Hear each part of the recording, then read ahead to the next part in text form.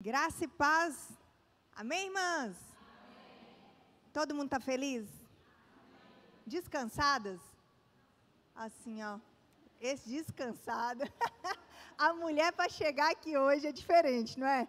A mulher para vir num congresso assim, ela sai de casa, tem que deixar muitas vezes a comida pronta, o filho pronto, 1 milhão de recados, não é assim? Mas a gente vem porque o nosso descanso vem do Senhor, não é? A gente vem no lugar certo, buscar o renovo. Mas para que a gente comece de uma maneira diferente, vamos fazer algo diferente. Eu vou convidar todas vocês a ficarem em pé. E eu vou pedir o irmãozinho lá da mídia, daqui a pouco, para soltar uma música para a gente. Enquanto a música estiver tocando, nós vamos andar pelo templo e nós vamos procurar andar longe de pessoas que a gente conheça. Quando a música parar, você vai dar a mão para a primeira irmã que você vê do seu lado, que você não conhece. Às vezes você não conhece, assim, se for de vista, assim, tudo bem, mas não pode ser alguém íntima, sabe? E aí você vai formar dupla com essa irmã, vai ficar de frente para ela e vai decidir quem da dupla é A e quem da dupla é B, e depois eu passo o próximo comando. Pode ser? Você pode deixar o seu material, o que você trouxe, no lugar. Você vai voltar para esse mesmo lugar depois. Só esse momento que a gente vai dar uma andadinha. Pode soltar uma música para a gente, irmão? Qualquer música aí que Deus tocar no seu coração. Pode sair do seu lugar, pode ir andando, pode ir cantando sua música.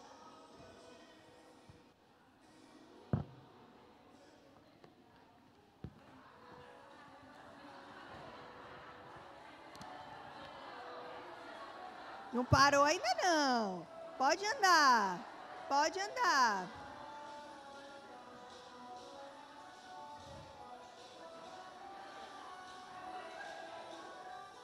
Pode parar. Forma dupla. Forma sua dupla. Chega mais um pouquinho para um banco, para vocês terem espaço.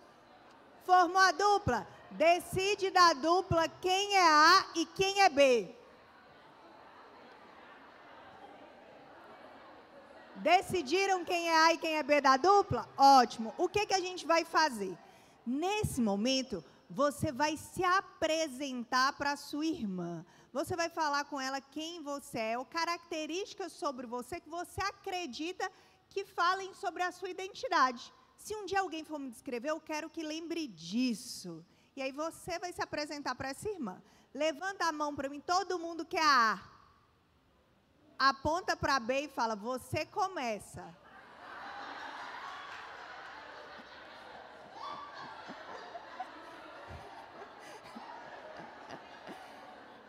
Aí, ó, B começa a falar, quando B terminar de falar, A fala, e quando A e B terminarem de falar, podem sentar.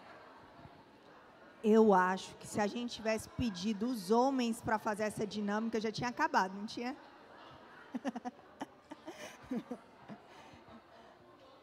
Ia, não ia?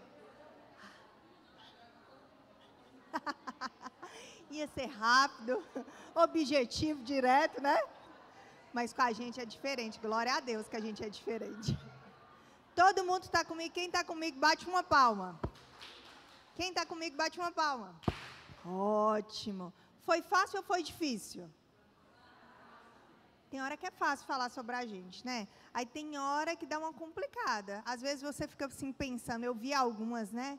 Assim, olhando para cima, pensando, e aí na hora que for minha vez, o que eu vou falar? Para algumas pessoas, falar sobre identidade é algo claro. Peraí, eu sei quem eu sou. Pelo menos eu tenho um discurso ensaiado ali, pronto, de quem eu sou, de como me descrever, de como me apresentar. Às vezes eu já fiz isso tantas vezes, em tempos de redes sociais, às vezes a gente já tem até aquele discurso pronto que a gente colocou lá na bio, não tem? Ah, eu sou isso, eu sou isso, eu sou isso. Pronto. Mas tem outras pessoas que ficam, né? Meu Deus, e agora quem eu sou? Às vezes está numa fase da vida que você fala assim, olha, se me perguntasse isso há algum tempo, eu até saberia, mas hoje eu me sinto tão perdida, parece que eu não sei mais quem eu sou. Muitas mulheres acontece isso depois da maternidade, né? Fala assim, depois de um tempo eu me perdi. Quem é aquela? Eu não sei que mulher é essa que eu sou. Às vezes você estava no momento da dinâmica e você tinha tudo pronto para falar. Espera aí, ó, me deu até um tempinho, porque eu sou A, então eu posso pensar no que eu vou falar. Aí B começou a falar. Aí você pensa assim, meu Deus, mas B é interessante demais. O que eu vou falar que é tão interessante quanto o que B está falando? Eu nunca fiz nada, eu não faço nada de interessante. O que eu vou falar sobre mim? Não tem gente que é assim? Às vezes sempre se vê como inferior, como menor. Mas eu não faço nada. Ai, André, eu só estou em casa. Só. Só. Ô, gente. Eu só sou mãe. Ô, gente. Só quem é sabe que não existe um só nessa frase, não é verdade? E aí você, tomado por aquela comparação, você fica ali, ai meu Deus, e agora? Aí você presta tanta atenção no que o outro está falando, que você se esquece de quem você é. Quantas vezes a gente olha tanto para o outro, que a gente esquece de quem nós somos? A gente olha para a aparência do outro, a gente olha para o que o outro faz, a gente olha para o dom do outro, e a gente esquece de qual? Do nosso, de quem nós somos. Do que Deus nos chamou para fazer, do que Deus nos chamou para ser. Em muitas épocas da nossa vida, se a gente fizesse essa dinâmica, talvez a gente ia se descrever de forma diferente. Hoje, talvez na hora de se apresentar, você falou assim, eu sou fulana, que é casada com ciclano. Não, eu coloquei minha foto ali da minha família. Então, às vezes, quando vai apresentar, a gente fala como? Eu sou André, eu sou esposa do Felipe, eu tenho 2 filhos, o Noah e a Linda, eu faço isso. Mas, a depender da época, talvez a minha descrição seria outra, não é? Aí, às vezes, você fala da faculdade que você faz, o trabalho que você exerce, mas isso, ao longo do tempo, pode mudar, sim ou não? Só que, muitas vezes, as nossas estações mudam, as nossas funções mudam, e a gente muda a nossa identidade por conta disso. A gente começa a falar assim, eu não sei quem eu sou, porque a nossa identidade estava firmada em coisas que não era para ela se firmar. Por exemplo, no emprego. Aí, se você muda do emprego, você não é mais fulana que trabalha em tal lugar. Mas aquilo ali não deveria ser sua definição de fato. Eu estava olhando, quando eu fui viajar, eu peguei a identidade do Noah. Olha a fotinha que está lá na identidade do Noah. Ele estava bem menorzinho do que ele está agora. O Noah agora está com 2 anos e 2 meses. Mas ele já mudou muito os traços físicos dele. E eu comecei a pensar, meu Deus, é por isso, né, que falam que tem que renovar a identidade de criança depois de pouco tempo, porque eles mudam muito a parte física. Mas quando eu olhei para os outros dados da identidade, os outros dados estavam iguais. E mesmo que eu mude ali o documento, os outros dados vão continuar iguais. Sua aparência mudou. Fala com sua irmã assim, talvez sua aparência tenha mudado, mas sua identidade é a mesma.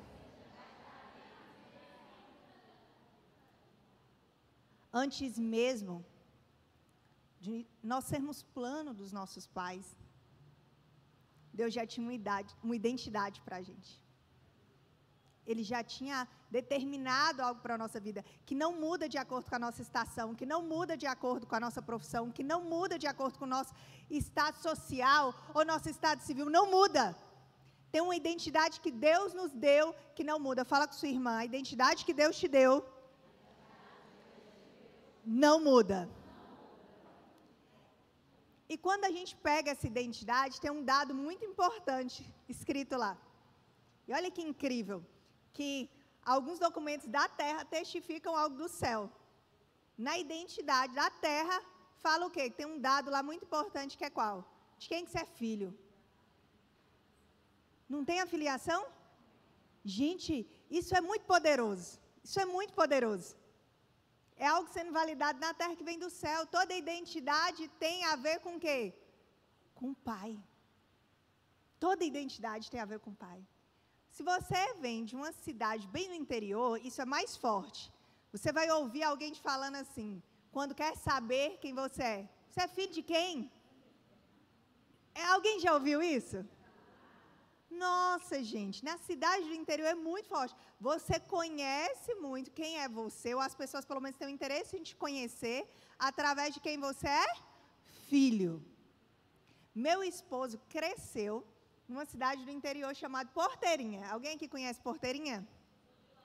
Aí, olha lá, ó, Porteirinha. E ele fala que durante a infância dele, essa pergunta foi muito desafiadora para ele, porque ele era filho de uma mãe separada, de uma mulher separada, que naquele tempo ainda era muito mais difícil, e de poucos recursos. E o seu pai morava fora, não era em Porteirinha. Então, quando alguém perguntava para ele, você é filho de quem? Aquela pergunta parecia que as pessoas, depois de saber a resposta, não tinham muito interesse por ele. E ele fala que ele cresceu pensando assim, ó, eu vou construir algo, eu quero construir algo de maneira que as pessoas me conheçam por quem eu sou. Ele ainda não sabia da paternidade real, que ele nunca tinha sido abandonado, que ele tinha, sim, pai, e que esse pai é muito presente. Fala com sua irmã, você tem pai, amada. Você é muito bem referenciada, amada.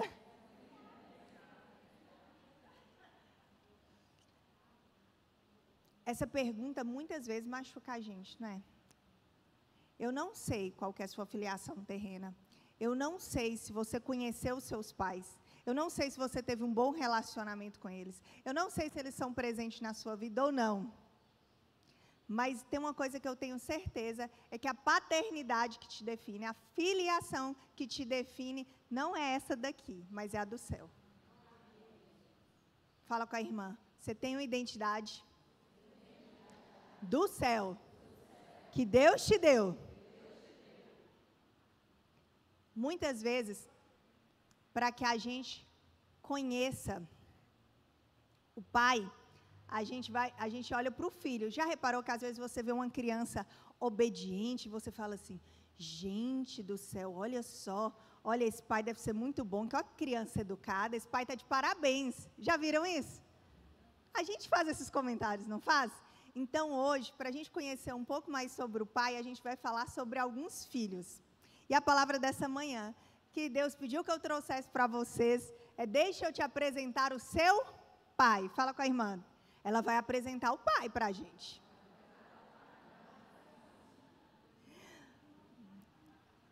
E eu preciso te falar algo. Quando Deus revelou essa palavra aqui, Ele falou, é essa. A primeira pessoa que foi tratada nela fui eu. Chorei, viu, irmã? E se tem uma coisa que eu sei, é que tem gente aqui precisando dessa palavra hoje. Porque para eu chegar aqui não foi fácil não, viu? Ontem não queriam deixar eu embarcar no voo, depois mudaram meu voo, falaram que eu ia chegar só hoje. Eu falei, não, gente, preciso chegar lá. E até que me colocaram, era para eu chegar às 6 horas da tarde, me colocaram, conseguiram vaga no voo e eu cheguei meia-noite. Quando eu cheguei meia-noite, minha mala não veio.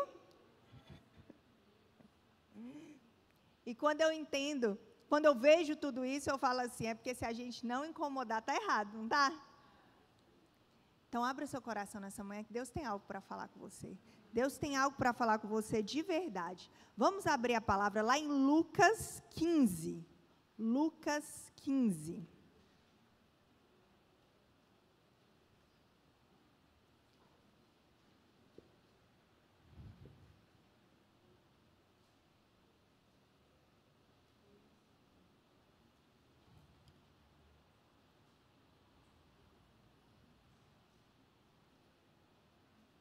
Amém ou misericórdia? Então, vamos lá, Lucas 15. Aproximavam-se de Jesus todos os publicanos e pecadores para o ouvir. Repete comigo, todos. E murmuravam os fariseus e os escribas, dizendo, este recebe pecadores e come com eles. Então, lhe propôs Jesus essa parábola. Qual dentre vós é o homem que, possuindo 100 ovelhas e perdendo uma delas, não deixa no deserto as 99 e vai em busca do que se perdeu?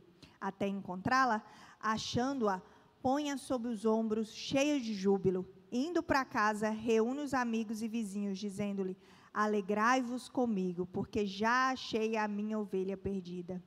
Digo-vos que assim haverá maior júbilo no céu por um pecador que se arrepende do que por 99 justos que não necessitavam de arrependimento. Ou qual é a mulher que, tendo 10 dracmas, se perdeu uma, não acende a candeia, varre a casa e procura diligentemente até encontrá-la? e, tendo-a achado, reúne as amigas e vizinhas, dizendo: alegrai-vos comigo, porque achei a dracma que eu tinha perdido. Eu vos afirmo que, de igual modo, há júbilo diante dos anjos de Deus por um pecador que se arrepende. Continuou. Certo homem tinha 2 filhos. O mais moço deles disse ao pai: Pai, dá-me a parte dos bens que me cabe. E ele lhes repartiu os haveres. Passados não muitos dias, o filho mais moço, ajuntando tudo que era seu, partiu para uma terra distante, e lá dissipou todos os seus bens, vivendo dissolutamente. Depois de ter consumido tudo, sobreveio àquele país uma grande fome, e ele começou a passar necessidade. Então ele foi e se agregou a um dos cidadãos daquela terra, e este o mandou para os seus campos a guardar porcos. Ali desejava ele fartar-se das alfarrobas que os porcos comiam, mas ninguém lhe dava nada. Então, caindo em si, disse: quantos trabalhadores do meu pai têm pão com fartura e eu aqui morro de fome? Levantar-me-ei e irei ter com meu pai, e lhe direi: Pai, pequei contra o céu e diante de ti. Já não sou digno de ser chamado teu filho. Trata-me como um dos seus trabalhadores. E levantando-se, foi para o seu pai. Vinha ele ainda longe. Repete comigo. Vinha ele ainda longe. Quando seu pai o avistou e, compadecido dele, correndo, o abraçou e beijou. E o filho lhe disse: Pai, pequei contra o céu e diante de ti. Já não sou digno de ser chamado teu filho. O pai, porém, disse aos seus servos: Trazei depressa a melhor roupa, vestiu, ponde-lhe um anel no dedo e sandália nos pés. Trazei também e matai o novilho cevado. Comamos e regozijemo-nos, porque este meu filho estava morto e reviveu. Estava perdido e foi achado. E começaram a regozijar-se. Ora, o filho mais velho estivera no campo, e quando voltava, ao aproximar-se da casa, ouviu a música e as danças. Chamou um dos criados, repete comigo, criados, e perguntou-lhe o que era aquilo. E ele informou: veio teu irmão e teu pai mandou matar o novilho cevado, porque o recuperou com saúde. Ele se indignou e não queria entrar. Saindo, porém, o pai procurava conciliá-lo. Mas ele respondeu ao seu pai: há tantos anos que te sirvo, sem jamais transgredir uma ordem tua, e nunca me deste um cabrito sequer para alegrar-me com os meus amigos. Vindo, porém, este teu filho, repete comigo, teu filho, que desperdiçou os teus bens com meretrizes, tu mandaste matar para ele o novilho cevado. Então lhe respondeu o pai: meu filho, tu sempre estás comigo, tudo que é meu é teu. Entretanto, era preciso que nos regozijássemos e nos alegrássemos, porque esse teu irmão estava morto e reviveu, estava perdido e foi achado. Vamos orar, irmãs? Deus, obrigada pela sua palavra, Pai. Obrigado pelo acesso que temos à sua palavra, Pai. Obrigada pela essa oportunidade que estamos aqui hoje, juntas, reunidas, para ouvir do Senhor, para receber do Senhor. Pai, fala conosco, Pai. O Senhor sabe que cada um aqui precisa, o Senhor sabe, conhece o coração de cada um, e é por isso que eu peço que o Senhor leve a palavra que cada uma precisa nessa manhã, Deus, em nome de Jesus. Amém. Amém. Gente, que palavra preciosa, que palavra poderosa tem aqui para a gente. Pensa bem no contexto ali. Primeiro a gente falou, lembra que a palavra que eu pedi para vocês repetissem foi todos. Todos se aproximavam de Jesus. Todos, todos, todos. Repete comigo assim: Jesus é acessível. E os fariseus estavam ali, né? Os cobradores, os publicanos, pecadores, cobradores de impostos, todos estavam lá perto. Não tinha distinção, não tinha assim, quem não pode ficar perto. Todo mundo podia se achegar. E ser próximo de Jesus é bom ou ruim? Bom, mas tinha gente que achava o quê? Não, mas não pode ser para todos. Não pode ser para todos. Espera aí, tem gente que não pode chegar perto. Tem gente... Não. Tem alguém que é mais especial, tinha alguém que tinha que ter mais acesso, mais proximidade, e outros tinham que ser tratados com o quê? Com distância. Você já viu gente assim? Que pensa, ai, peraí, eu sou melhor, sou diferente, sou especial.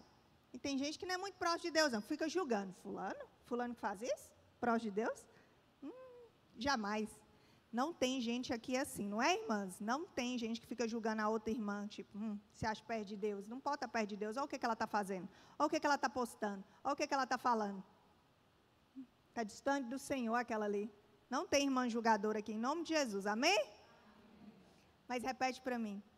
Ele é o mesmo para todos. Ele não trata ninguém com distinção. Ele é o mesmo para todos. Ele é o mesmo para todos. E aí a gente chega nas parábolas. Na primeira, ele está falando ali do pastor e da ovelha. Da ovelha que se perde. A ovelha, em um determinado momento, quando ela se perde, ela sabe que ela está longe do rebanho dela, que ela está perdida. E essa informação ela é importante. Ela sabe que ela está ali, distante. E talvez você cresceu sendo mais uma na sua casa, mais uma filha de muitos filhos. E você ficou pensando assim, se eu me perder, ninguém vai sentir minha falta. Se eu fizer isso, ninguém vai se perceber. Porque não te notavam mesmo. E às vezes você teve até uma adolescência rebelde, porque você queria ser vista. Você falava, às vezes eu vou precisar aprontar para que alguém me veja, para que alguém me note, para que eu chame a atenção. Mas talvez você nunca fez isso, você nunca se rebelou dessa forma. Mas você se sentiu assim como mais uma. E no relacionamento, você também se sentiu assim, eu vou ser mais uma na vida de alguém. Não sou essa pessoa especial, eu não mereço tanta atenção assim. E talvez no trabalho, você pense que você é só mais uma onde você está.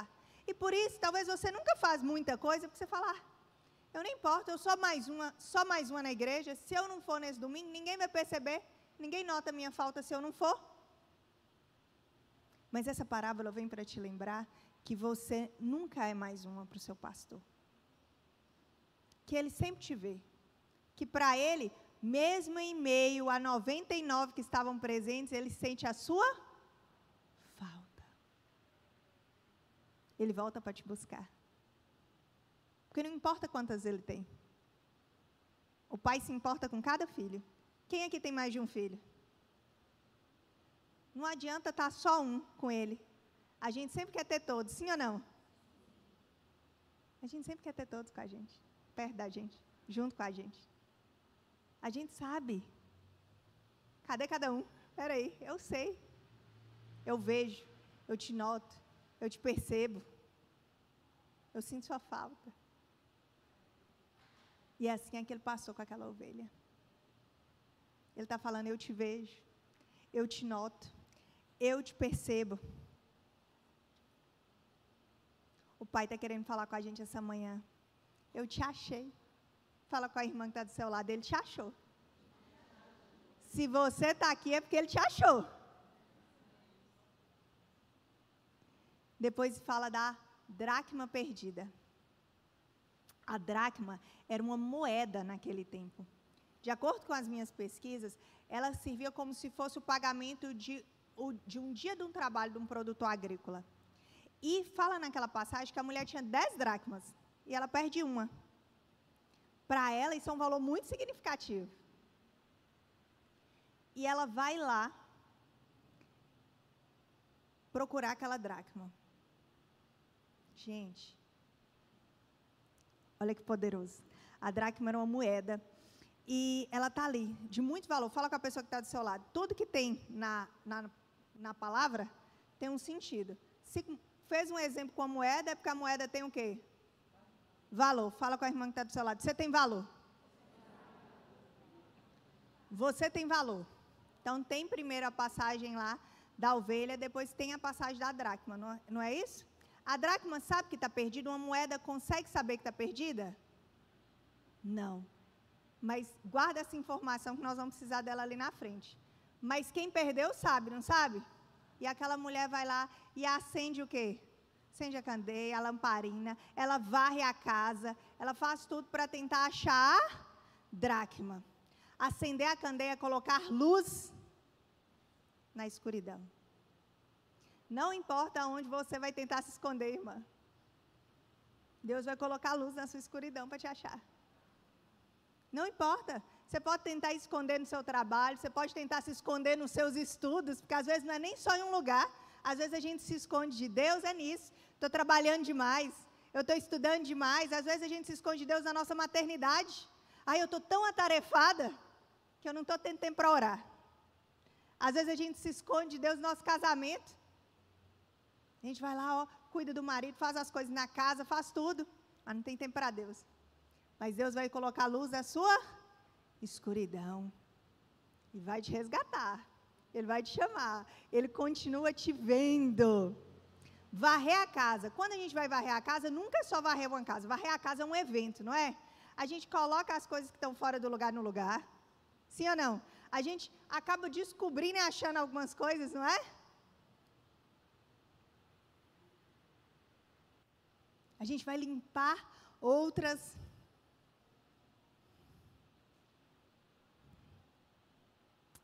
Que Deus vai tirar o que está te cobrindo para trazer você de volta. Deus vai tirar aquilo que está te escondendo para trazer você de volta. E às vezes você fala, meu Deus, eu estou perdendo isso na minha vida. Às vezes é Deus tirando o que está te cobrindo para trazer você de volta. Tem muita coisa que é boa, mas nem tudo é para a gente. Porque se isso tira a gente do Pai, se isso esconde a gente, não é para a gente. Fala que aquela mulher procura o quê? Atentamente. Atentamente. É fazer isso com cuidado, com atenção. Porque a gente só procura atentamente aquilo que é importante, sim ou não? Se não for importante, a gente, deixa. Depois eu acho. Qualquer coisa eu compro outro, conquisto outro.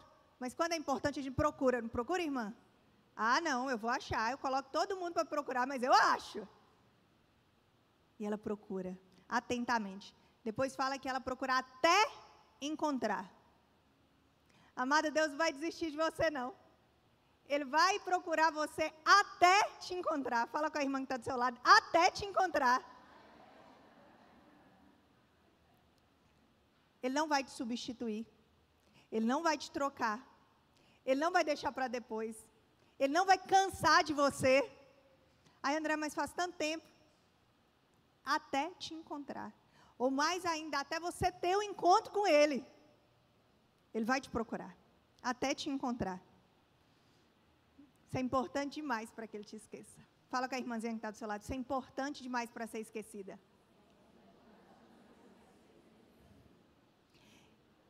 E por fim, mas não menos importante, chega a parábola do filho pródigo. E para mim, as duas primeiras anunciam a última. Porque esse pai tinha quantos filhos? Fala comigo, 2. Um, em um determinado momento, sabia que estava perdido. Sim ou não? Como a ovelha. O outro estava na onde? Em casa. Sim ou não? Mas ele também estava perdido. Fala com a pessoa que está do seu lado. Ele também estava perdido. A dracma foi perdida aonde? Mas ela sabia que estava perdida? Ela conseguia saber? Era igual aquele filho. Por isso que eu acho que as duas primeiras anunciam a última. Anunciam a última. 2 filhos. Amada, não se engane. Não permita que seus olhos só vejam a ovelha, a dracma e o filho pródigo, ou outro filho também. Isso aqui fala mais de Deus e do seu amor por nós do que dos filhos. Muito mais. Apesar de chamar a parábola do filho pródigo, nessa passagem inteira desse capítulo, tem 11 vezes a palavra filho e 13 vezes a palavra pai. Sabiam disso? Depois leiam com atenção e marquem isso. Só para lembrar que o centro não é o filho, é o pai. O centro da nossa vida não somos nós, é Deus.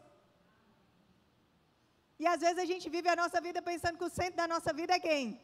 Sou eu, lógico que sou eu. Eu tenho que olhar para mim, quem eu sou, o que eu faço, o que eu quero.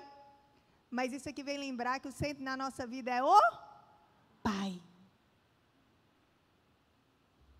O pastor vai atrás da ovelha. A mulher vai atrás da dracma. O pai corre até o filho. A gente não consegue se salvar sozinha. Fala com a irmã que está do seu lado. A gente não consegue se salvar só. Às vezes a gente passa a nossa vida achando isso, né? Ah, mas eu sou boa demais, eu me salvo. Eu sou suficiente. Eu me resolvo. Isso é sinal de filho perdido. Fala, amada, você não é mais perdida. Fala com a irmã que está do seu lado. E agora a gente vai entrar num momento aqui que a gente vai falar de 4 fases nessa jornada do filho pródigo até ele ter esse encontro verdadeiro com o pai. 4 fases, fala comigo. 4 fases. A primeira é que ele era feliz inconscientemente. Fala, feliz inconscientemente. Já ouviu aquela frase que fala assim, eu era feliz e não sabia? Gente, aquele filho tinha tudo. Ele tinha casa para morar, e casa confortável, pelo que diz tudo ali. Ele tinha comida, ele tinha pessoas que o serviam. Ele estava debaixo da proteção do seu pai, do cuidado do seu pai. Ele tinha família, ele tinha um irmão ali com ele. Ele tinha tudo, ele tinha segurança. Mas ele começou a olhar para fora. Eu fico pensando que ele deve ter começado a chegar umas conversas no ouvido dele, sabe? De que lá fora, lá longe, naquele lugar que ele não conhecia, era melhor. Lá não tinha que pedir bênção para o papai todo dia, lá não tinha obrigação. Lá não tinha tarefa todo dia para ser cumprida. Lá ele podia fazer o que ele, lá, naquele lugar que ele não conhecia, ele podia viver só das suas próprias vontades, do que ele queria. Aí ele merecia mais, né? No final das contas, poxa vida, ele merecia muito mais. Alguém sussurrou isso para ele. Isso aí que você vive não é vida, não. Vai passar a vida inteira assim? A vida precisa ser mais que isso. Você merece ser feliz. Merece coisa melhor. Quantas vezes a gente compra essa mentira de que a gente merece coisa muito melhor e a gente se esquece do que tem.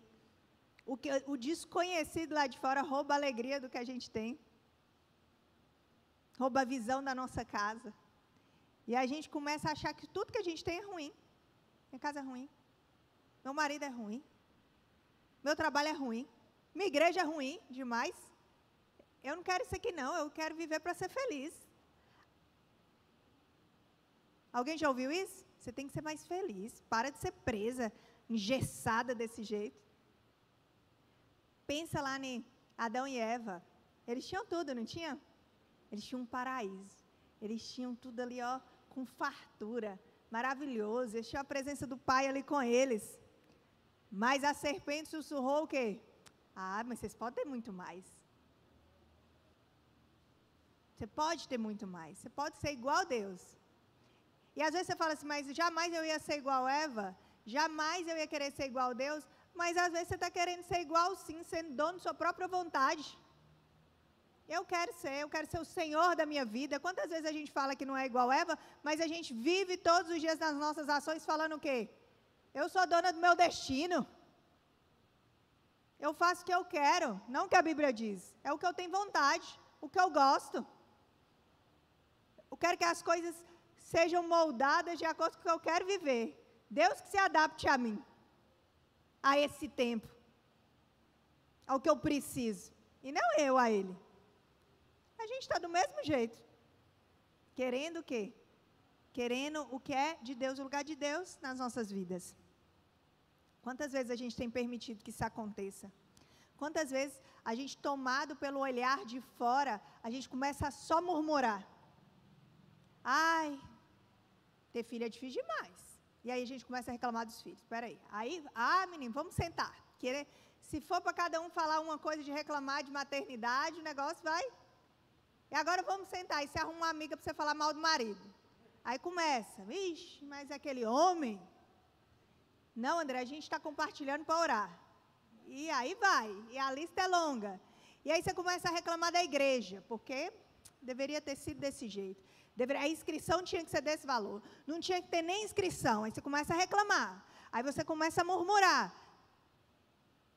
E murmura, e murmura, e murmura, e reclama da roupa, e reclama do calor, e reclama do tempo, e reclama de tudo. Da irmã que veio, da irmã que não veio. Repete comigo. A insatisfação é o primeiro sinal que vem rebelião. E eu esqueci de passar aqui, ó. E nós estamos conversando e eu esqueci de passar.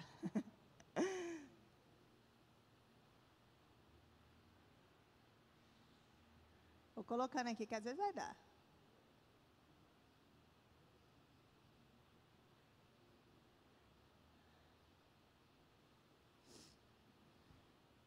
E aí, irmãs, a gente começa a se rebelar. E qual foi a rebelião daquele filho? A rebelião daquele filho foi pedir a parte que lhe cabia num tempo que não era devido. O pai dele estava vivo, sim ou não? Mas ele queria que a herança fosse repartida naquele momento. Quando ele faz isso, ele está falando assim: pai, o que tem de valor para mim e você é só herança. E eu quero ela logo. Para mim o senhor morreu. É isso que aquele filho está falando. Ele está falando, é isso que me importa, eu quero a parte que me cabe. E pronto, é só isso que importa. E eu vou embora. Amadas, naquele tempo, não era tão fácil como é agora. Eu posso ir, posso voltar, nós vamos manter contato. Não existia isso, não, era difícil demais. Você entende que estava sendo encerrada ali uma relação? Peraí, acabou. Existe aqui um rompimento entre a gente. O que eu queria de você, eu já estou te pedindo, eu estou tendo, e depois eu vou embora. Essa foi a rebelião do filho. Aquele filho abandonou o pai. E às vezes a gente fala assim, Andréia do céu, mas eu nunca seria capaz de fazer isso. Nunca. Amada, existem vários tipos de rebelião e abandono. Existem vários tipos de rebelião e abandono. Existem. Tem lar que foi abandonado. Tem gente que passa tanto tempo no trabalho que não, você olha para a casa da pessoa, ela parece que não tem dono. Não tem aquelas casas que você fala, acho que não tem uma mulher nessa casa, não. Sim ou não? E eu não estou aqui falando mal de quem trabalha, eu também trabalho fora. Eu estou falando de quem usa o trabalho como fuga do lar. O trabalho sempre me tem. Eu digo sempre sim para o trabalho. Minha disposição está sempre mais para lá. Minha alegria está sempre lá. Eu chego em casa só cansada. Eu entrego para minha casa, para o meu lar, só os restos. Isso também é abandono.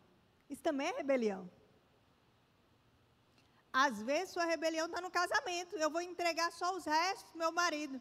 Porque eu já tive trabalho, eu já tive casa, eu já tive menino. E eu não dou conta de ter mais ninguém. E quando a gente não dá conta de ter mais ninguém, tem alguém sempre que está dando conta, amada. Fala com a irmã que está do lado, misericórdia. Eu vou dar conta. Fala com a irmã, eu vou dar conta. Tem que dar. Porque senão a gente se rebela. E a gente também não quer a consequência da rebelião, não é? A gente só quer a rebeldia. Porque eu só quero olhar para mim. Ai, André, alguma vez eu vou ter que olhar para mim, porque se eu não olhar para mim, quem olha? Se eu não pensar no meu cansaço, quem vai pensar? Então tudo só eu, isso é rebelião. Alguns abandonam a maternidade. Quero criar esses filhos? Não, eu quero ter filhos só para postar em foto. E aí coloca cada vez mais os filhos na escola de dia inteiro, com gente o dia inteiro, e você vai lá e mal coloca seu filho para dormir. Peraí, que se eu contratar alguém que na hora que eu chegar, os meninos já estão tomando banho, já tenham comida, já está dormindo, é melhor ainda, glória a Deus. É glória a Deus não, amada, é misericórdia. Isso também é rebelião. Isso também é rebelião, peraí. Se abandono. Fala com a irmã que está do seu lado, o que você tem abandonado?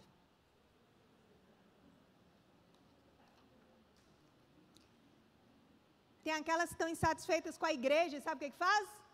Primeiro começa a murmurar, reclamar de tudo. Quando já reclamou de tudo, eles começam as migrações. Aí eu vou para outra igreja. Isso aqui não serve para mim. Só que essa pessoa, ela repete o mesmo padrão em todo lugar, porque o problema está quem? Nela. E aí ela muda, até ela não está em lugar nenhum. Tudo isso é reflexo de ser dominado pela insatisfação e entrar em rebelião. Tem alguma área na sua vida que você encontra nessa fase, amada? Tem alguma área na sua vida que você está em rebelião, que está abandonada? Aí a gente vai para a segunda fase. A segunda fase é infeliz inconscientemente. Ele vai para um país distante. Na Bíblia não fala que país distante é esse. Mas eu acredito que o país distante nem sempre precisa ser só um lugar. Pode ser uma distância de valores, uma distância de princípios, uma distância das nossas obrigações, uma distância do propósito de Deus para nós. Muitas vezes a gente não foi para um país distante. André, eu nasci, cresci, estou aqui, vou morrer no mesmo lugar.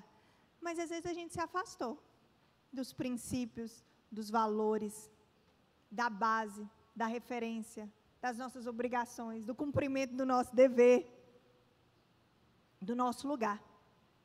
Ele queria a famosa liberdade. Aí eu quero ser livre. Eu não quero ter que prestar contas para ninguém. Eu quero fazer só o que eu gosto. Eu quero fazer só o que der vontade. Eu quero fazer só aquilo que me dá prazer. Ele foi em busca disso, porque ele pensou que a felicidade estava nessas coisas. E, de novo, não se engane, irmã. Não acho que você fala assim, eu não vivo desse jeito não, André. Não vive não? Quantas vezes você fica falando assim, hoje eu não vou no culto não, quando não estou com vontade não. Estou tão cansada. Fiz tanta coisa, Deus está vendo, né? Ele sabe que eu estou cansada demais para ir. Quantas vezes a gente deixa ser dominado pelas nossas próprias vontades? Quantas vezes a gente fala assim, eu quero ficar com meus filhos, mas só na hora que eu estiver bem obediente, sabe? Bem quietinho. Bem tranquilo. Eu quero cuidar do meu marido, servir ao meu marido, ter intimidade com meu marido, mas assim, quando ele fizer me ajudar com as crianças, com as tarefas da casa, me mimar um pouquinho, aí eu quero. Eu quero. Quantas vezes a gente vive nisso, né? Eu quero. Eu sou o centro da minha vida. Fala com a pessoa que está do seu lado. Para de querer tudo. Não é sobre você.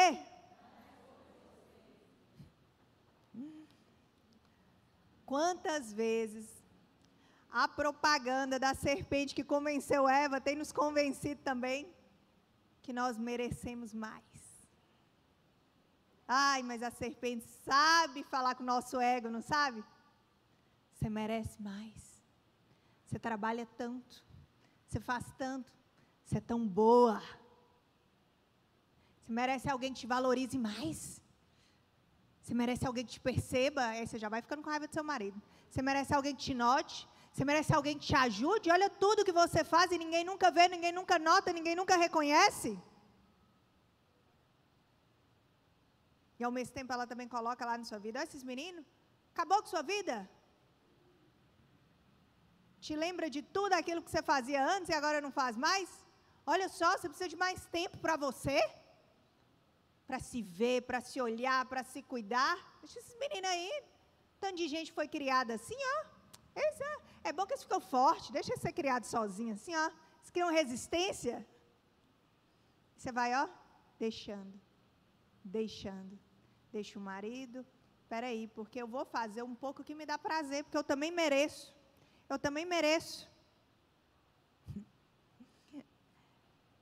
Pensa comigo, tem muita gente que fala assim, a vida é curta, eu preciso aproveitar. Amada, mas se a vida é curta, não é melhor a gente pensar em como a gente vai viver para sempre do que em como a gente vai só viver agora, rapidinho? Porque a vida que a gente quer ter agora, do que vai ser rapidinho, vai definir a vida que a gente vai ter para a eternidade. Essa vida da eternidade que a gente tem que ter em foco, que a gente tem que ter em mente, que a gente tem que ter visão. Porque Porque se isso aqui vai passar rápido, eu não preciso ficar me satisfazendo aqui toda hora, não. Eu quero ficar satisfeita para sempre na glória. Fala com sua irmã, eu quero ser satisfeita para sempre. Não é só agora. É na glória. É no alto. Não é só aqui. Isso aqui passa rápido demais. Passa muito, muito, muito rápido. Não espere que o mundo se torne menos atrativo para que você pare de querer as coisas do mundo. Tem gente que fala assim, ai André, mas é porque eu ainda gosto tanto daquelas músicas. Ai André, mas é porque eu gosto tanto ainda daquelas festas. Ai André, é porque eu gosto tanto daquelas roupas. Ai André, é porque eu gosto tanto disso, tanto daquilo. Tudo que está lá. Você fala assim, na hora que eu parar de gostar, que se for menos atrativo, eu não vou viver essa vida. Mas tem bicho. Não presta. Não presta. Não presta. Ele vai te prometer o que ele não tem. A propaganda dele é mentirosa. Ele vai te prometer liberdade, mas ele vai te entregar escravidão. Ele vai te prometer fartura, mas ele vai te entregar escassez daquilo que tem mais valor. Ele vai te prometer alegria, prazer, mas ele vai te entregar vazio. Ele vai te prometer vida, você vai viver, mas ele vai te entregar morte eterna. Ele achava que estava feliz agora, mas ele não estava.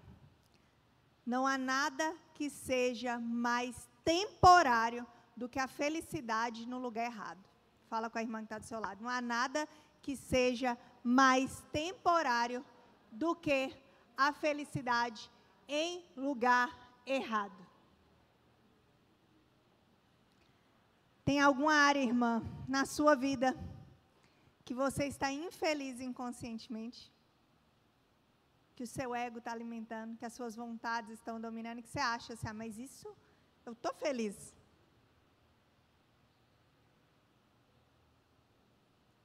A terceira fase é infeliz conscientemente.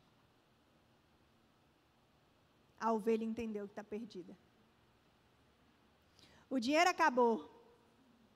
A festa acabou. Os amigos foram embora. Quem fica quando você não tem mais nada a oferecer?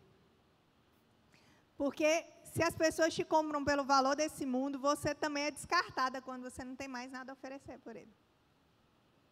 Às vezes a pessoa te comprava pelos motivos errados. Era só por interesse. E coisas que você tinha, às vezes era da sua influência, às vezes era no que você poderia fazer por elas, mas na hora que você não tem aquilo mais, o que acontece? Some. Cadê? Não vejo mais ninguém. Todo mundo sumiu. A mensagem fica sem ser respondida, o telefone fica sem ser atendido, você não vê mais ninguém.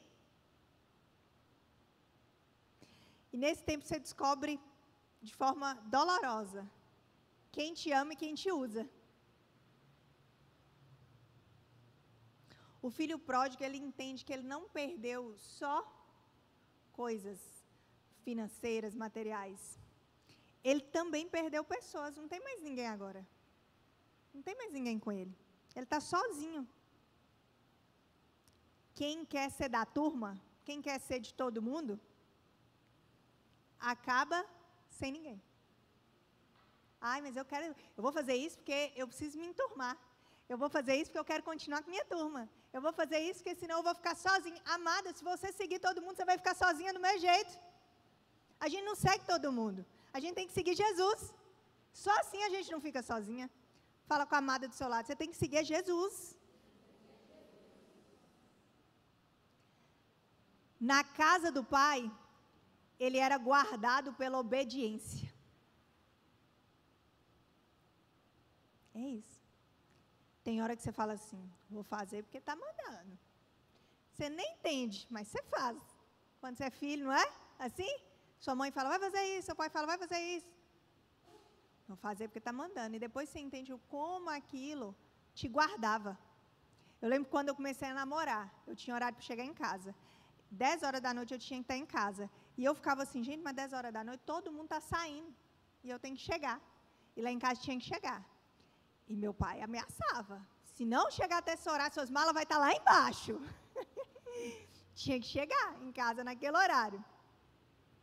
E hoje, quando nesse tempo, eu olho para lá e eu entendo como aquilo me guardou. Que a obediência fez o quê? Com que eu fosse guardada, protegida, cuidada. É isso que Deus faz por nós. Tem hora que a gente vai obedecer sem querer. Mas você lembra que a obediência te guarda, te protege, te cuida. É isso. E como esse filho não estava mais na casa do pai. Se antes ele estava protegido, guardado, agora ele não está mais. E na Bíblia fala que a crise chegou. E às vezes você fala assim, Andréia, mas eu estou vivendo, eu fui embora, eu estou vivendo do jeito que eu quero, mas eu sou responsável financeiramente. Eu não sou imprudente igual esse filho. Eu não vivo dissolutamente, eu não gasto tudo. E se eu sou prudente, a crise não vai chegar para mim. Mas, amada, a crise nem sempre chega só nas nossas finanças.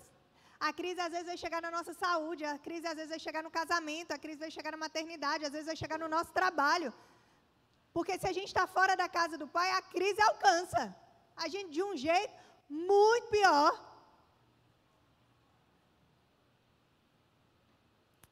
E por falar na vida profissional, né? Que às vezes a crise chega aí, chegou para ele nessa área. Acabou o dinheiro. Eu tinha que trabalhar para viver. E aí, na cultura daquela época, o porco é um animal imundo. Trabalhar com porcos era muito mais humilhante. Ele vai para ali, trabalhar com porcos. Mas a humilhação não acaba aí. Porque fala que ele deseja comer da comida dos porcos. E ele não tem acesso àquilo ali. Ele não tem acesso. Ontem eu estava no aeroporto, enquanto eu estava lá com Noah, eu vi uma pessoa desesperada. Porque entre a hora que ela entrou, que você precisa apresentar o documento para entrar, né? No embarque. E até a hora que ela foi apresentar o documento para entrar de fato no avião, ela tinha perdido o documento. E ela tentando convencer o moço, mas eu já apresentei o documento, senão eu não tinha entrado. E agora ele falou, não tem jeito. Não tem como entrar sem sua identidade. E Deus me falou, tá vendo? Tem lugares que você só acessa quando você tem sua identidade. E por que eu estou te contando essa história? Porque naquela hora ele lembrou do quê? Da identidade dele. Na casa do meu pai é diferente. Eu vou tentar acesso lá de novo. Ele lembrou da identidade dele. E ele falou, olha só, talvez ele não me receba como filho, porque eu não mereço. Mas até os servos do meu pai são melhor tratados do que esses que estão aqui. E ele fica pensando nisso, ele fala, peraí, vou ensaiar meu discurso de volta. Quantas de nós estão ensaiando o discurso de volta, né? Eu estou só ensaiando, André. Na hora que eu estiver pronta, assim, que fizer sentido, eu volto. Na hora que eu conseguir convencer, hoje não é nem só Deus, né? A gente fica pensando assim, o que as pessoas vão falar se eu voltar? O que vão falar? Aquele filho que teve o acesso negado, lembrou de onde ele tinha acesso? Ilimitado, acesso. Fala com a pessoa que está do seu lado, acesso. Ele entende as escolhas que ele fez. Ele entende o que ele perdeu. Mas tem gente que, tomado pelo orgulho, entende, mas não reconhece. Fala assim, eu prefiro comer do pão que o diabo amassou a voltar. Tem gente que fala, eu prefiro. Não, prefiro isso do que o que esse povo vai falar de mim se eu voltar. Se eu voltar para aquele casamento, se eu voltar para meus filhos, se eu deixar aquele trabalho, nossa, aquele mega trabalho para cuidar agora, mas estar mais em casa, se eu sair dessa posição para ir para outra, se eu voltar para a igreja, o que eles vão falar lá? Vem, arrependida. Orgulho. Orgulho. Amada, não tem como o Pai te trazer de volta se você não reconhecer que você está perdida. Não tem como você voltar para o lugar onde você deveria estar se você não reconhecer onde você está agora. Eu não estou falando aqui que você tenha que voltar para a casa de pais que não era uma casa que você deveria voltar saudável. Não estou aqui falando que você deve voltar para um relacionamento que às vezes era abusivo, não. Eu estou falando aqui para você voltar para o centro da vontade de Deus. É essa volta. É essa volta para o centro da vontade de Deus e não a sua. E uma outra reflexão, amada. Aquele filho lembrou da casa dele, lembrou como um lugar bom. Se nossos filhos saírem de casa, e quando essa fase os alcançar, porque alcança, eles vão lembrar dessa casa como um lugar que eles querem voltar? Como um lugar que eles tinham tudo? Se tem um marido que saiu de casa, quando essa fase chegar para ele, ele vai lembrar como dessa casa? O que você tem feito para a sua casa ser lembrada como um lugar que merece as pessoas voltarem, que eles desejam estar lá, desejem estar lá? Fala comigo, a percepção precede a mudança. A percepção precede a mudança. Quando a gente chega nessa fase, espera, eu percebo o meu erro. Você tem dois caminhos. Dar a desculpa para não mudar. Ai, André, mudar é difícil, é doloroso. Não é? Eita, que dói. Dói mudar. Dói voltar atrás. Dói fazer diferente. Às vezes dói mudar de ambiente, não é? Dói mudar alguns hábitos que a gente tem, mas eu fiz isso a vida inteira, André, agora. Dói mudar alguns padrões, ir contra planos e sonhos que a gente fez. Mas a desculpa que a gente dá é ficar cobrindo algo que a gente não quer ver e não quer resolver. Às vezes a gente arruma um tanto de desculpa, né?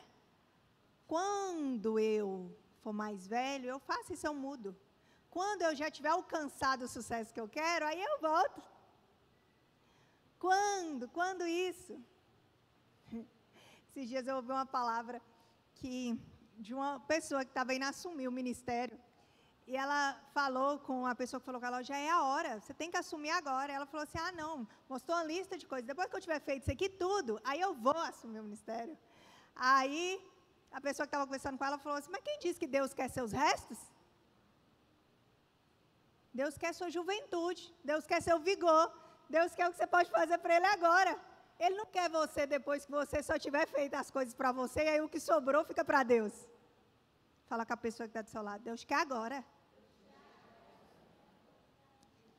Para de dar desculpa, fala com a irmã, para de dar desculpa.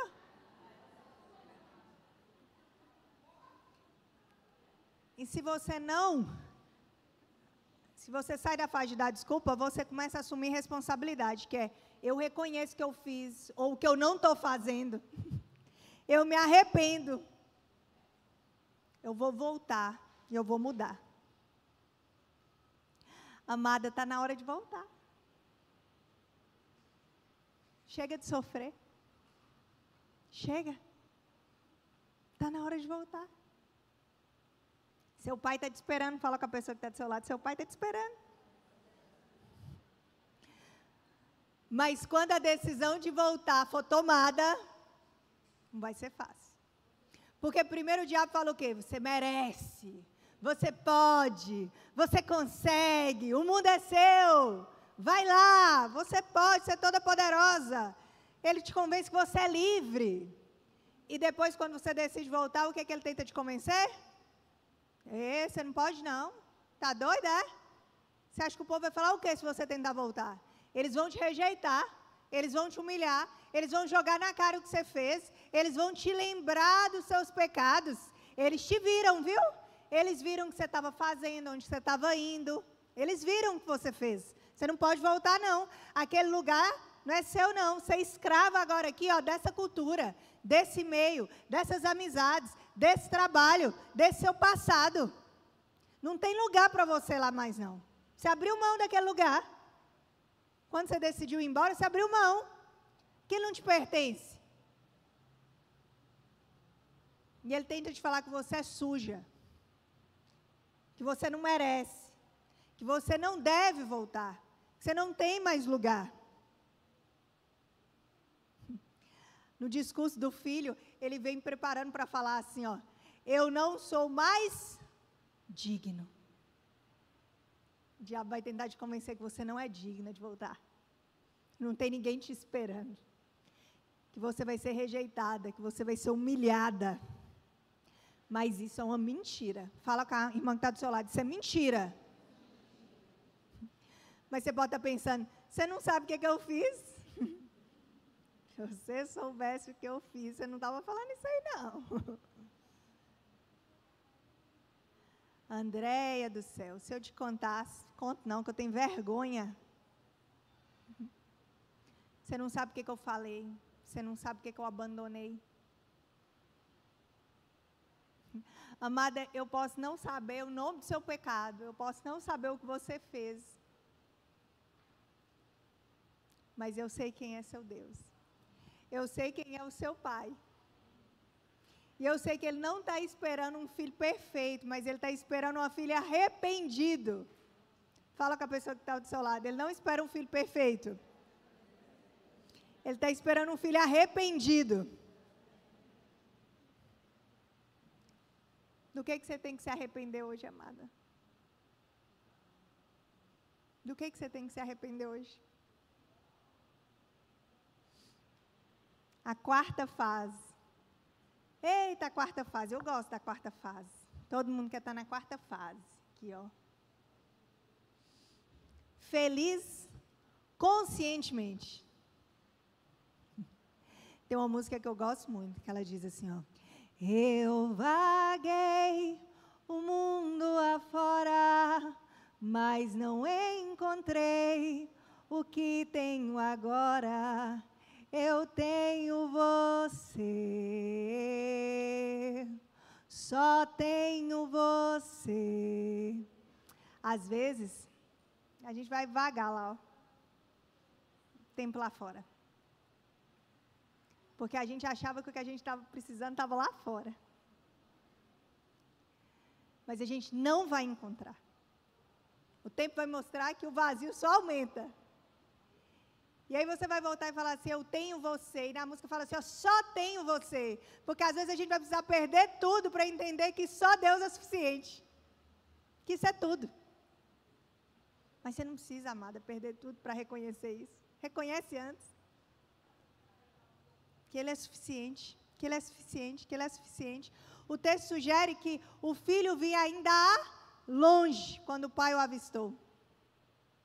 Para o pai ver o filho vindo longe, ele precisava estar olhando. Ele estava esperando. Fala com a pessoa que está do seu lado, seu pai está te esperando. Seu pai está te esperando. Um ancião não costuma correr. Nem naquela época, nem agora, né? Mas fala que o pai corre. O pai corre em direção ao filho. Ele está ansioso para que você volte. Sabe, os cenários mudam, os filhos mudam, mas o pai continua sendo pai.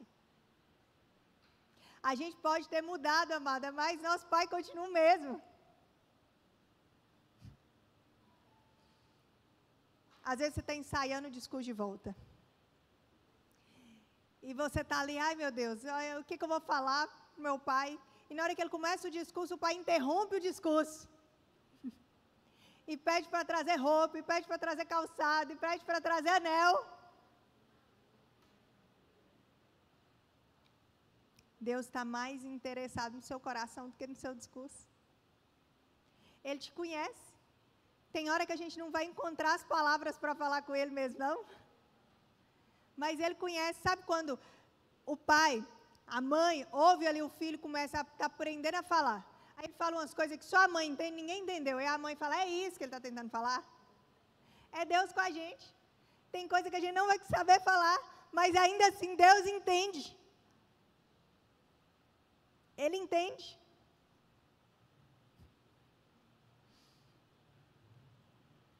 E quando ele entrega ali a roupa, ele tira a roupa suja, entrega uma roupa limpa. Deus quer te limpar. Ele quer te dar vestes novas. Ele quer te dar uma história nova. A capa também, a roupa, simboliza a proteção paterna. Lembra quando o pai deu a capa para José? Eu te devolvo essa proteção. Você está debaixo dos meus cuidados agora.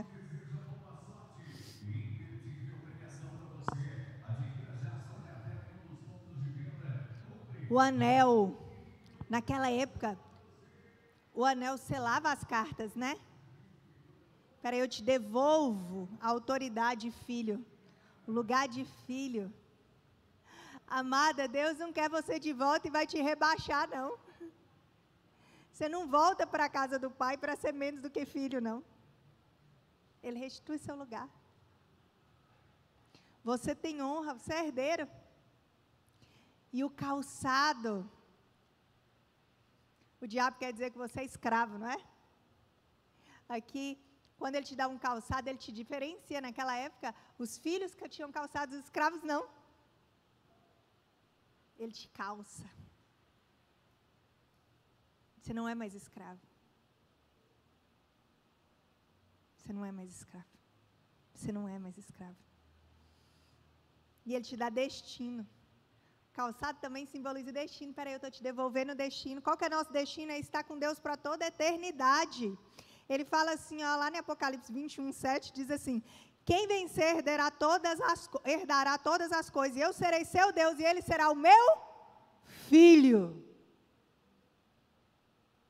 Meu filho. Meu filho. Amada, você já perdeu demais. Deus quer te devolver de novo a proteção, o cuidado que está debaixo da obediência dEle, a honra. Ele quer te devolver também o seu destino. Quantas vezes você acha, ai André, eu estou perdida. É porque esse destino aqui só o Pai pode te dar. Talvez você não tenha se identificado com nenhuma dessas fases. Talvez você não seja o filho que foi embora. Talvez você seja o filho que sempre esteve na igreja, que sempre ficou, que está todo domingo aqui. Você ajuda na igreja, você trabalha na igreja, você serve na igreja. Todo mundo te conhece. Mas quando o irmão volta para casa, você não vai lá falar com ela. Você não vai lá se alegrar. Você fala dela. Em vez de falar com ela, você fala dela.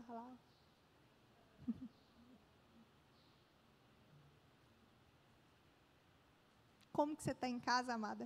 Será que você está aqui na casa do pai, mas está perdido igual a dracma? Quando o filho procura um empregado, ao invés do pai para perguntar o que está acontecendo, é como se ele falasse, eu não tenho tanta intimidade, você tem acesso. Deixa eu perguntar a outra pessoa aqui, ó. Deixa eu contar algo para vocês. Lá na minha casa, eu tenho algumas pessoas que trabalham comigo.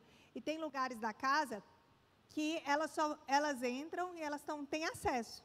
E tem lugares que para ela entrar, tipo no escritório, ela pergunta, eu posso entrar aqui? Eu posso limpar aqui agora? Elas podem limpar lá, arrumar minha cama, mas eles não vão deitar na minha cama. Eles podem guardar a roupa, mas eles não vão vestir minha roupa. Mas meus filhos não. Meus filhos podem estar tendo reunião, eles estão lá abrindo. Mãe! Aí fica lá esperando, se vê que está numa reunião. Eles vão deitar na minha cama? Vão abrir meu guarda-roupa? Vão. Linda, veste as coisas. Então ela fala, quando eu crescer, a senhora me dá esse vestido? Por mais tempo que algumas pessoas trabalham comigo, eles sabem que eles trabalham comigo. Eles não são filho. Quando eu partir, quem vai herdar é quem? Os filhos. Tem lugar, tem conversa, tem coisas que você só vai acessar quando você entender que você é filho. E como é que esse filho fala aqui? Quando a gente lê lá a parte final, ele fala o quê? Ele fala com o pai, mas eu fiquei aqui te servindo. O tempo inteiro ele se via como servo. E você nunca me deu isso. E o pai fala assim, tudo que eu tenho é seu, mas ele não entende assim. Ele esperava que o pai entregasse como alguém lá, meus funcionários, eles só vão pegar algo se eu der. Aquele filho era do meu jeito. Ele não via aquilo como dele, porque ele não se via como filho. Se você voltar no texto, em nenhum momento ele chama o pai de pai. Nenhum. E até quando ele vai falar do irmão, ele não fala meu irmão, ele fala o quê? Teu filho.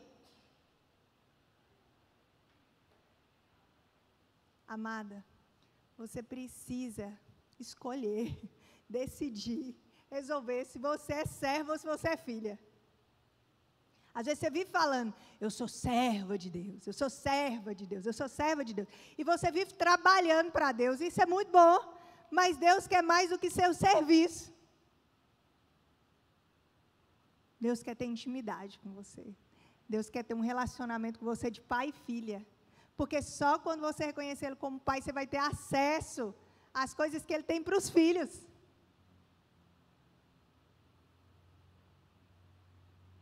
Fala com a irmãzinha que está do seu lado. Você tem agido como serva ou como filha?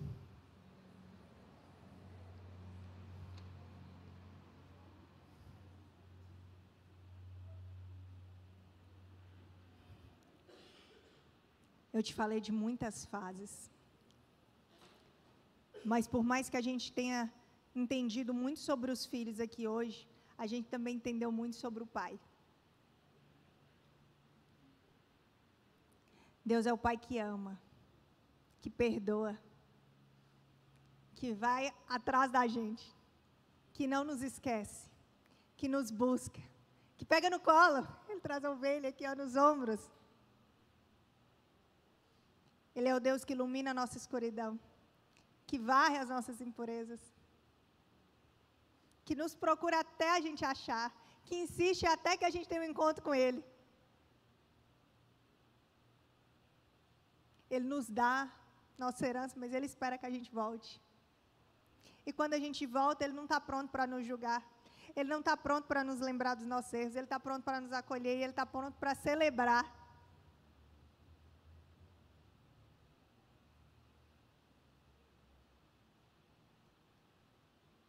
Eu não sei qual foi o tipo de pai que você conheceu na vida, mas o pai que Deus é um pai grandioso demais. É um pai generoso, é um pai amoroso, é um pai de amor, é um pai de perdão, é um pai de acolhimento. E Ele não quer um relacionamento distante com você. Ele quer te pegar no colo. Ele quer intimidade. Fala com a irmã que está do seu lado. Ele quer intimidade com você. Está tudo bem você falar, eu quero ser amigo de Deus, eu também quero ser amiga dos meus filhos. Mas Ele quer um relacionamento maior com você do que só de amizade. Eu não sei em qual fase você pode estar. Eu não sei se você esteve de alguma forma perdida. E às vezes você fala assim, André, eu não perdi nada. Eu não saí da igreja, eu não saí de casa, eu não saí de nada. Mas eu quero que você reconheça de verdade. Se você está com o Pai por completo, nos seus pensamentos, nas suas ações, nas suas roupas, no seu caminhar do seu dia a dia, porque Ele não te quer por parte. Ele não quer no que é só conveniente para você. Ele espera ter um encontro com você de forma completa. De forma completa, de forma completa. Queria que a gente pudesse orar agora. Se você acredita que você precisa voltar para o Pai de alguma forma, em alguma coisa, ai André, eu vivi uma rebelião em alguma área da minha vida. Aqui, ó, às vezes é na minha murmuração, sabe? Minha fala tem sido uma fala rebelde. Às vezes é no meu pensamento, naquilo que eu não falo com ninguém, mas eu sei que está assim. Às vezes eu estou aqui, mas eu não estou, eu não sirvo, eu não faço nada. Ai André, eu não sirvo a Deus, né? Aqui, ó, não contribui nada. Eu só quero ser servida. Isso é rebelião também.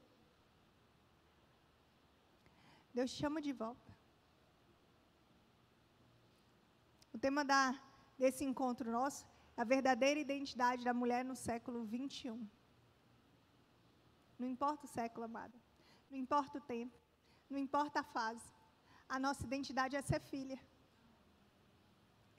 A nossa identidade é ser filha. E não é qualquer filha. É filha amada. É filha desejada. Fala com a irmã que está do seu lado, Deus te ama. O seu pai está feliz que você está aqui hoje.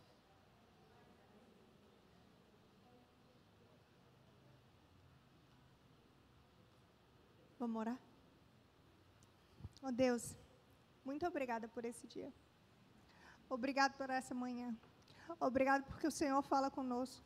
Obrigada, Pai, porque o Senhor nos recebe, Pai. Obrigado por, apesar de saber nossos pecados pelo nome, conhecer cada um deles, saber onde fomos, o que falamos, o que fazemos ou deixamos de fazer, o Senhor ainda assim nos acolhe, o Senhor ainda assim nos recebe, o Senhor ainda assim nos espera. Pai, eis-me aqui, Senhor. Eu estou de volta, Pai. Abençoe cada uma que está aqui de volta, Pai. Recebe cada uma, Pai. Coloca a veste nova, Pai. Coloca o anel, Pai. Calça os pés, Pai. Não existe mais escravo aqui, Pai. Não existe mais filho perdido aqui, Pai. Todas aqui são filhas legítimas do Senhor, Deus. Devolve a elas o seu lugar. Dá a elas o destino que o Senhor tem para elas, Pai. Coloca cada uma no centro da vontade do Senhor, Deus. Nos ajude a discernir o que não é mais nosso, Pai. O que tem que ser deixado para trás, Pai. Pai, nos livra da rebelião, Pai. Nos livra da murmuração, Pai. Nos livra, Pai, das comparações, Pai. Nos livra, Pai, do amor ao que é do mundo, Pai. Nos traz de volta para casa. Nos traz de volta para o Senhor. Nos traz de volta arrependidas, Pai. Pai, nos traz de volta dispostas a mudar, Pai. Nós não queremos uma vida pela metade com o Senhor, Deus. Nós queremos uma vida por inteiro. Nós queremos servir ao Senhor por inteiro. Nós queremos viver sobre a obediência ao Senhor, para que nós possamos também desfrutar, Pai, da sua proteção, Pai, da tua graça em todas as áreas da nossa vida. Fala conosco nesse dia, Pai. Continue falando conosco nesse dia, Pai. Em nome de Jesus que te pedimos, te agradecemos. Amém. Amém. Dá um abraço em 3 irmãs aqui agora e fala assim: eu te amo, minha irmã.